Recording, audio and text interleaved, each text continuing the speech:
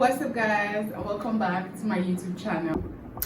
So as you all may or may not know, I got married, and today I just want to be spilling the tea on how to have an affordable Nigerian wedding. Like, please, you don't need to waste all that money on having a wedding, because guess what, that's not the important part. And I know that's what we say when we don't have that much to spend, or if we don't even want to spend that much.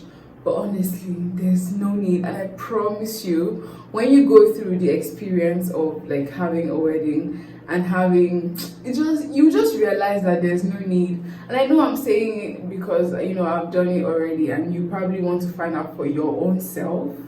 But I promise you, at the end of the day, you see that there's really no need. And I'm going to be walking you step by step on how to do an affordable Nigerian wedding. If that's your kind of thing, stick around, let's just gist. So obviously, the first part, which is the obvious part, find a husband, find a wife, get engaged, starts the discussion of getting married. I feel like the most important part is both of you being on the same page on what you want. If you both want the same thing, then it works. If you don't, then you just find it. But you will disagree on a lot of things, but you just have to find a common ground where both of you agree on a particular thing. Style, color, size, dates, and some other really important stuff, which I'm going to be sharing with you in this video. Every Nigerian culture has their own unique style of wedding. I'm from the north, so I'm going to just be telling you how we do ours. So the dowry payment happens before the wedding. So my husband is from Edo State, so we initially wanted to find a way to merge our cultures together, so that, because usually the wedding is centered around the bride, so we just wanted to merge our cultures, and so that we can both enjoy the day and have a display of both our cultures. Firstly, or secondly, or whateverly, we also didn't have a wedding planner. We planned the whole wedding ourselves meaning myself and my husband. We planned the whole wedding, from catering to decor to the guest list, cards, like everything. We planned it. It was very, like, I wouldn't even recommend that, because planning your own wedding is ghetto. If you're not strong, you're going to just lose it at some point. Another thing is because I'm such a control freak, and I wanted to be in charge of everything from start to finish. So the thought of giving this thing into putting my whole wedding planning in the hand of another person was just driving me a lot crazy. So I felt very comfortable doing it on my own. So moving on to the dowry, there's a list they're going to give you guys. You get all that was the first step for us. We got everything on the list and then just set that aside. So then we moved on to outfits, figured out the color. Our colors were black, green, and gold. Figured out the color, got designers that were going to handle that, handed it over to them, and then just ticked that off our list again. I had like 2 fittings, so I went for the first fitting, and then of course the second fitting, because now girls and their wahala.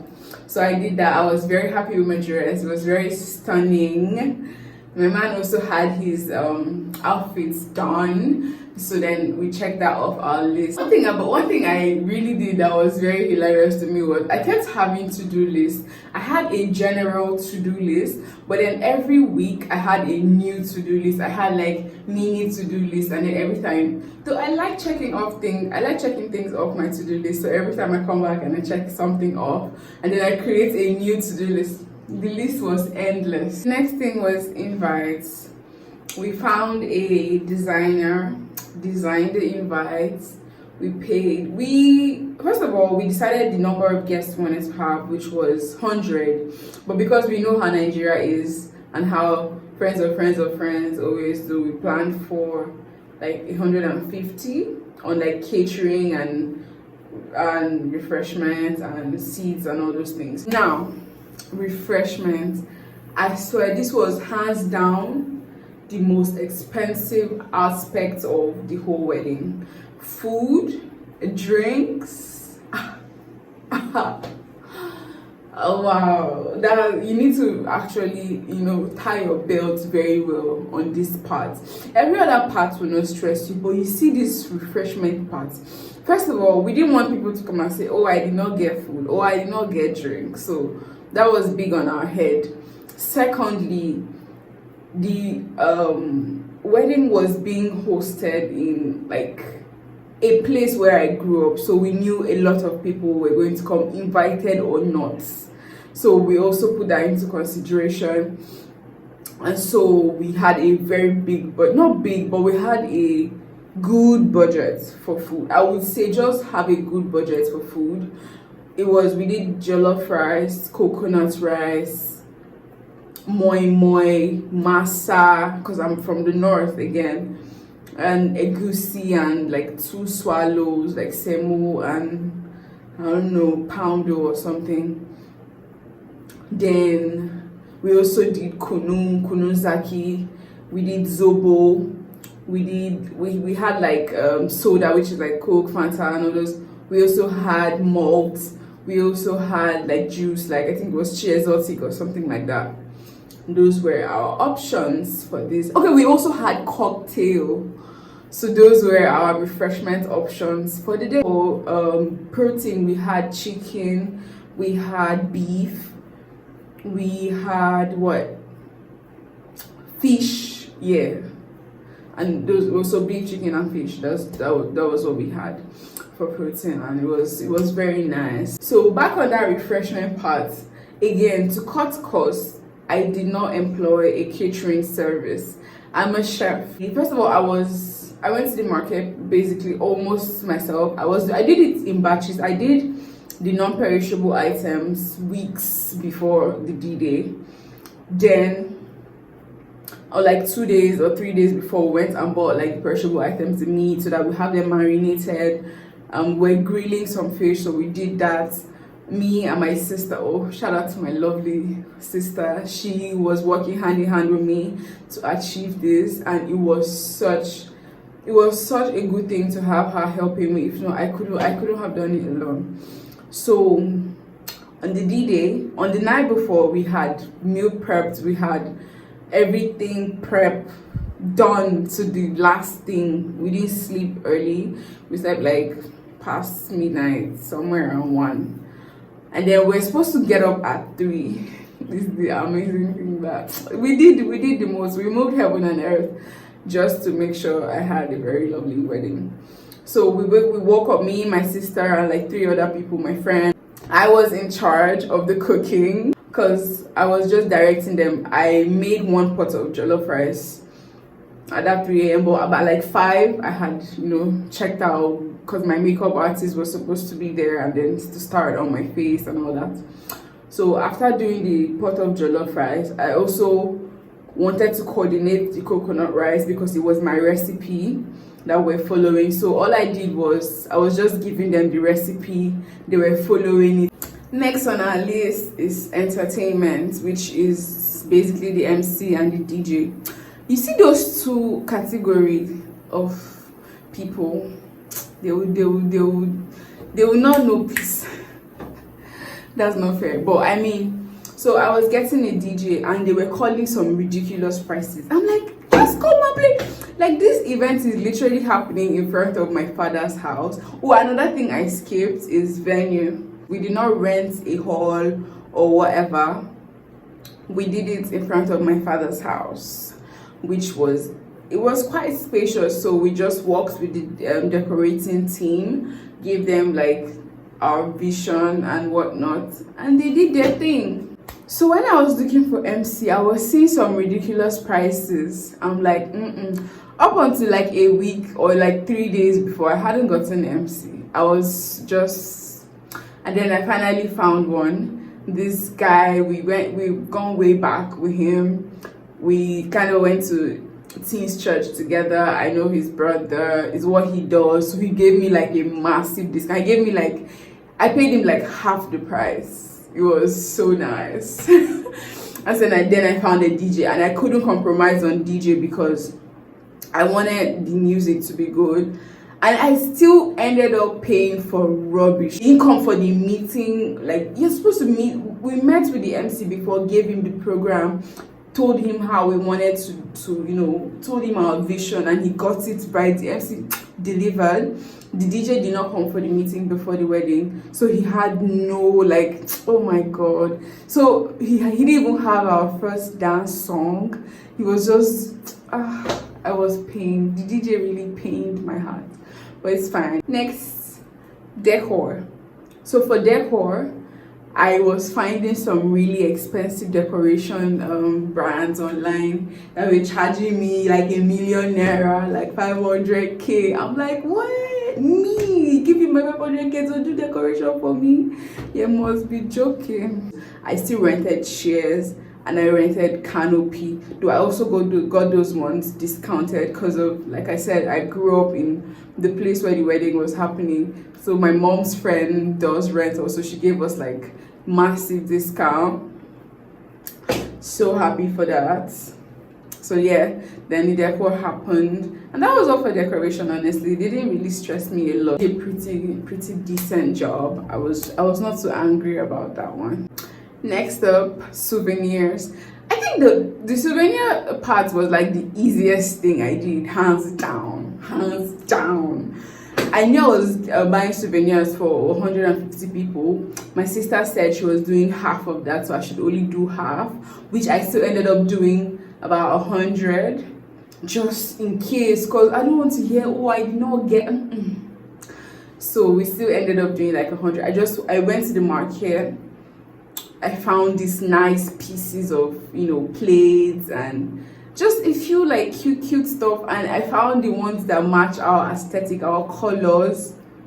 Chef kiss. So I bought them, paid, brought them home, put stickers on them, and that was it. Very easy. Like, that was probably the easiest thing I did this whole thing. And then lastly on my list is cake.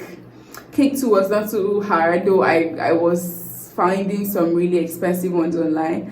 But always, the thing is, always just be patient. If you're handling this event, wedding is a very hectic thing. And the thing with the vendors is, as soon as they hear the word wedding, it's like it triggers something in your brain. It just ging, oh, there's money, oh, there's. So just ignore all their wahala. Find the ones that suit you. So they found me. My mentor recommended this cake vendor. I met her. I didn't even meet her. I texted her, gave her my idea, gave her everything. I didn't even want to tell her it's a wedding cake. I just told her I want a 2-tier cake. Like, just give me cake. But why do you have to know if it's a wedding cake or not? But later in the discussion, she later found that it was a wedding cake. I'm like, don't change the price. And so we did that. We tackled it, and she agreed. I paid parts of the money, and then on the day she delivered it. Really nice, really nice cake. I was very happy with that one. And then another thing that was a bit of a hassle for the girls is makeup. I swear, bridal makeup is one of the scams of the entire world. As soon as you find a makeup artist and tell them bridal makeup, now they are charging 3 times their normal booking price. Why? This is bizarre. Like, I'm going to still clean the face off at the end of the day. Why am I paying 200k for my makeup? Why? When I can beat my face this good? At some point, I scrapped everything. I'm like, I'm beating my face myself. I started watching videos. I even joined the live class on TikTok. My dad asked me, are you sure you can do this? Is it ideal? I'm like, I don't care if it's ideal or not. I'm going to beat my face myself on my makeup, because I found a makeup artist that said she was going to charge me, a little close to 200k. And then later came down to like 100k. And then later came down to, I'm like, I'm not even paying more than 50k for my makeup. What's 50k was even too much, Seth. I'm not paying. It's not that serious. So going back and forth. I now decided to find a random, which is a very big gamble. Like if you're a girl, you do your makeup, you know that choosing a random makeup artist is a serious gamble for this kind of day. They can literally do anything on your face. So I found this makeup artist. I just told her, I'm booking. How much is your booking? She says studio booking is what? Studio booking is 10K, home service is 15K. I'm like, okay, I'm booking a home service. This is my date, this is my date. She said, okay, you pay a deposit. I'm like, that's fine. But then, like, this was like a week to the wedding. So later, my mind did not just allow me. So I texted her again. I'm like, I want to do a trial before the D-Day. She's like, you want to do a trial? Is it a bridal makeup? I'm like, yeah, but let the price not change. If not, I'm going to find somebody else. And then she's like, oh, we usually charge extra for bridal because of the inconvenience, how I have to come very early. I'm like, I'm going to send you transportation in the morning to get you to my house, because you have to be here at what, 5:30, because the dowry payment started at 7. Then somehow she agreed. So the whole plus the trial and the D-Day makeup was like 25K. Sweet deal, like very delicious deal. So I went for the trial. She did it. I made a few corrections, like the highlight is too much. I don't want it this much on the day. The lip, let's change this, and that was it. On the D-Day, she already knew my face. She already knew what I like and what I don't like. So she delivered a very good job. That is what I would advise the ladies to do. If you're a lady, you're trying to get married, instead of booking that ridiculous price makeup artist, just book a regular one and then do a trial. I promise you, plus the trial and the D-Day makeup, it will not reach that ridiculous price they're calling for you. Thank me later. And then another thing is photography. I'm a photographer myself. I know the importance of pictures. I know pictures will last forever. So that's probably the only thing I did not compromise. I did not regret it. I had my pictures taken, I had them edited, then I had the raw footages. This is all that it entails in everything concerning budget and booking for the wedding. The remaining small details, like how it went, that one is just gist. If you want me to gist you how the wedding went, what's not, the money they sprayed me, the gifts they brought, which was my favorite part, hands down, the rings. My ring keeps shifting because I don't know. I'll probably be on like my next video one day. We can just gist about it and just talk about it, but it's just gist, like I said. So yeah, I think that's all from me today. I hope if you're a 2025 bride or groom, I hope you have an amazing wedding. It is something to die for.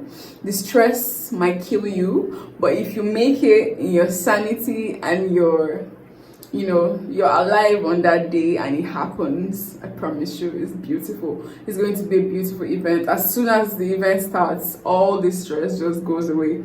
Just sit back down, relax, learn to enjoy the thing. Like, once the event starts, clock out of the event planner mode and just enjoy it. That's what I did. That's how I enjoyed it. That's how I still remember it. So yeah, learn that. Have a wonderful one, guys.